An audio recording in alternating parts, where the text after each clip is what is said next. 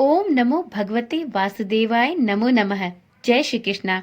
आप सभी का सनातन धर्मसार चैनल पर बहुत बहुत स्वागत है।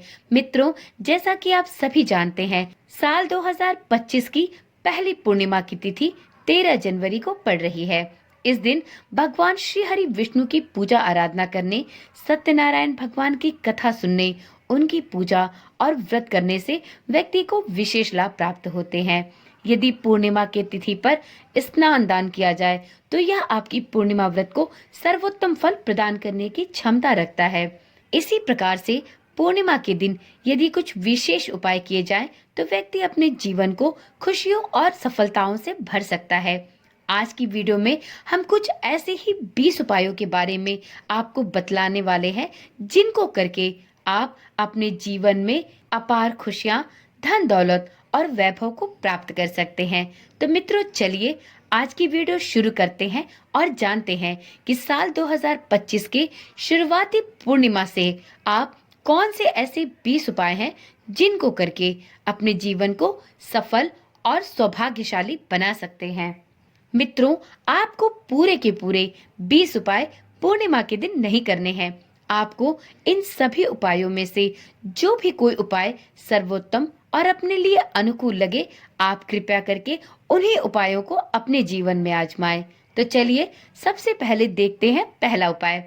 मित्रों, पूर्णिमा के दिन गंगा जल में स्नान करने से व्यक्ति के सभी कष्ट और सभी समस्याएं दूर होती हैं। यदि आप पूर्णिमा के दिन किसी पवित्र नदी में स्नान नहीं कर सकते तो आप अपने घर में गंगा जल की कुछ बूंदों में अपने नहाने का पानी मिलाकर कुछ हाथ में लेकर स्नान करें।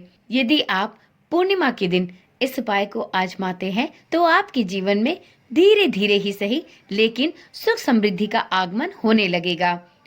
पूर्णिमा के दिन पति पत्नी यदि चंद्रमा को दूध का अर्घ दें और इसके बाद चंद्रमा की विधि विधान के साथ पूजा करें और चंद्रमा के मंत्रों का जाप करें तो इससे दाम्पत्य जीवन में आई कटुता दूर होती है और व्यक्ति के जीवन में दाम्पत्य जीवन सुखी और मधुर बना रहता है।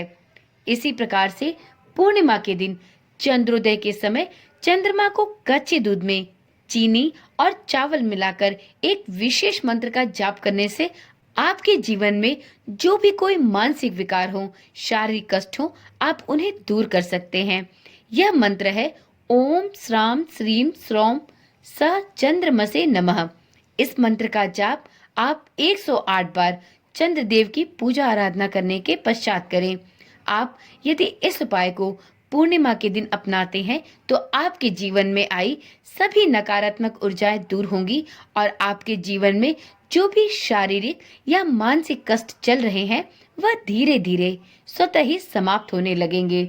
मित्रों, अगले उपाय के अंतर्गत आपको एक मंत्र ओम एम क्लीम सोमाय नमः, इस मंत्र का जप करते हुए चंद्रदेव को अर्घ देना है। इससे भी आपके जीवन में चल रही सभी आर्थिक समस्याएं धीरे धीरे समाप्त होने लगेंगी। मित्रों, अगले उपाय के अंतर्गत आपको पूर्णिमा के दिन पीपल के वृक्ष पर मीठा जल अर्पित करना है। इसको करने से आपके घर में माता लक्ष्मी का आगमन होगा। आप पौष पूर्णिमा के दिन सुबह सवेरे उठकर सभी दैनिक कार्यों से निवृत्त होकर पीपल के पेड़ में मीठा जल अर्पित करें। छठे उपाय के अंतर्गत आपको पूर्णिमा के दिन नित्य कर्मों से निवृत्त होकर स्नान आदि करके अपने घर के मंदिर में सभी भगवानों की पूजा अर्चना करने के पश्चात एक मिट्टी का दीपक हनुमान जी के मंदिर में ले जाकर जलाना चाहिए और इसके पश्चात हनुमान चालीसा का पाठ वही मंदिर में बैठकर करना चाहिए। यदि आप पौष पूर्णिमा के दिन इस उपाय को करते हैं तो आपके जीवन में चल रही सभी शारीरिक कष्ट और रोग व्याधि दूर होने लगेंगे। तो यदि आप अपने जीवन में किसी भी शारीरिक कष्ट से परेशान हैं तो आपको इस उपाय को पूर्णिमा के दिन अवश्य करना चाहिए। मित्रों, अगले उपाय के अंतर्गत पौष पूर्णिमा के दिन भगवान विष्णु की आराधना के साथ साथ माता तुलसी की आराधना भी अवश्य करना चाहिए। परंतु इस बात का ध्यान रखना चाहिए कि इस दिन तुलसी के पत्ते या बिल्व पत्र कदापि नहीं तोड़ने चाहिए। यदि आप पूर्णिमा के दिन बिल्व पत्रों या तुलसी के पत्रों को तोड़ते हैं तो आपके द्वारा किया गया यह कार्य आपको जीवन में अच्छे परिणाम नहीं देता है, तो इस बात का भी विशेष ध्यान रखें। पूर्णिमा के दिन आप विष्णु सहस्त्र नाम स्तोत्र का पाठ भी करें और विष्णु भगवान की कथा सुनने के साथ साथ विष्णु आरती भी अवश्य करें। यदि आप इन उपायों को पूर्णिमा के दिन करते हैं तो आपको इन उपायों को करने के सकारात्मक लाभ प्राप्त होते हैं। मित्रों, अगले उपाय के अंतर्गत पूर्णिमा की रात में आप कुछ देर तक चांदनी में अवश्य बैठें और हो सके तो अपने मन को एकाग्रचित करके ध्यान लगाएं, क्योंकि पूर्णिमा की रात में निकली चांद की रोशनी स्वास्थ्य की दृष्टि से बहुत लाभप्रद होती है। तो यदि आप किसी भी शारीरिक और मानसिक कष्ट से परेशान हैं, तो पूर्णिमा की रात कुछ देर चांद की चांदनी में अवश्य बैठें और मन को एकाग्र करके चंद्रदेव का ध्यान करते हुए उनके मंत्रों का जाप भी अवश्य करें। अगले उपाय में आप पूर्णिमा के दिन माँ लक्ष्मी के चित्र पर 11 कौड़ियां चढ़ाकर उन पर हल्दी से तिलक करें। अगले दिन सुबह इन कौड़ियों को लाल कपड़े में बांधकर अपनी तिजोरी में सुरक्षित रख दें। इस उपाय को करने से आपके घर में धन की कमी नहीं होगी। हर पूर्णिमा के दिन इन कौड़ियों को अपनी तिजोरी से निकालकर माता लक्ष्मी की प्रतिमा के सामने रखकर उन पर हल्दी से तिलक करें। फिर अगले दिन पुनः उन्हें लाल कपड़े में बांधकर यथावत अपनी तिजोरी में रख दे। ऐसा करने से भी लक्ष्मी देवी की कृपा आप पर सदा सर्वदा के लिए बनी रहेगी। अगले उपाय में आपको पूर्णिमा के दिन किसी मंदिर में जाकर माता लक्ष्मी को इत्र और सुगंधित अगरबत्ती अर्पण करनी चाहिए। धन, सुख, समृद्धि और ऐश्वर्य की देवी माता लक्ष्मी से अपने घर में स्थायी रूप से निवास करने की प्रार्थना करें। अगले उपाय के अंतर्गत पूर्णिमा के दिन आप प्रभु विष्णु के साथ साथ माता लक्ष्मी की पूजा तो करते ही हैं, इस दिन साथ में यदि शिव जी की भी आराधना की जाए तो इसके विशेष लाभ जातक को प्राप्त होते हैं। तो आप पूर्णिमा के दिन भगवान विष्णु, माता लक्ष्मी के साथ साथ भगवान भोलेनाथ की पूजा भी अवश्य करें। अगले उपाय में इस दिन नदियों में स्नान अवश्य करें। परिवार की खुशी के लिए पूर्णिमा का व्रत भी रखें। स्नान के बाद दान करने से और ब्राह्मणों को भोजन कराने से आपको विशेष फलों की प्राप्ति होती है। तो इस प्रकार से पूर्णिमा के दिन आप यह उपाय भी कर सकते हैं।